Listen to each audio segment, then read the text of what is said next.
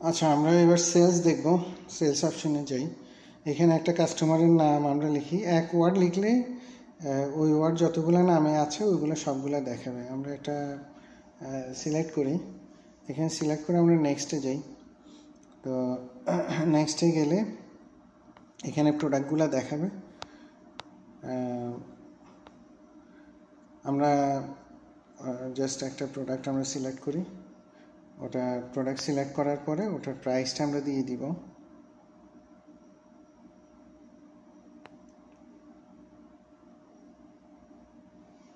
তো এভাবে একটা একটা করে প্রোডাক্ট আমরা অ্যাড করে নিব। যদি প্রাইস বা কোয়ান্টিটি এডিট করা লাগে অথবা রিটেল হোলসেল কিছু চেঞ্জ করা লাগে আমরা ওটা চেঞ্জ করে নিতে পারবো।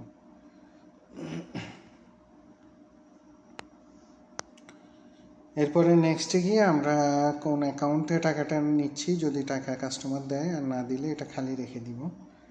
আমরা জাস্ট সিলেক্ট করে টাকার অ্যামাউন্টটা লিখলাম, এটা লিখলাম। আমরা বললাম যে এত টাকা ব্যাড ডেটে দিব, ইনভয়েস ডিউ এইটা হবে।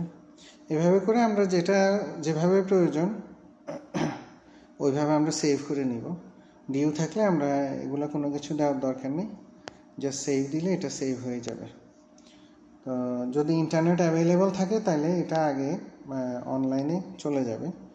ইন্টারনেট অ্যাভেলেবল না থাকলে এটা লোকালি সেভ হয়ে যাবে এবং পরে যখন ইন্টারনেট অ্যাভেলেবল হবে তখন আমাদেরকে সেলস লিস্টে গিয়ে এখানে কোনায় উপরে ডানে যেটা আছে একটা বাটন আছে, ওটা দিয়ে সিঙ্ক্রোনাইজ বাটনে ট্যাপ করতে হবে।